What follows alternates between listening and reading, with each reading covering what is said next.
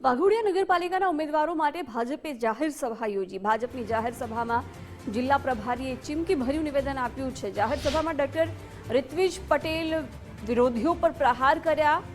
ભાજપના જ વિભીષણોએ જ કોંગ્રેસને ઉમેદવારો આપ્યા છે। આખી નગરપાલિકા બિનહરીફ થવાની હતી। આપણા ગદ્દારોએ નગરપાલિકા બિનહરીફ ન થવા દીધી। પક્ષ વિરોધી પ્રવૃત્તિ કરનારાઓને પરિણામ પછી હિસાબ કરીશું। દુશ્મનને માફ કરાય પણ ગદ્દારને માફ ન કરાય। અમે કોઈને છેડતા નથી, છેડે તો અમે છોડતા પણ નથી।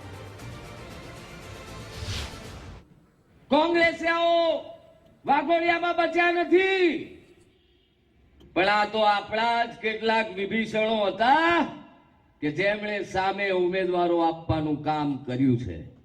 સાંભળી લે બધા લોકો જે પક્ષ વિરોધી પ્રવૃત્તિઓ કરી રહ્યા છે, એ ચાહે નિલેશ પુરાણી હોય કે બીજું કોઈ હોય, ચૂંટણીના પરિણામ આવવા દો, એક એકનો હિસાબ લેવાનો છે।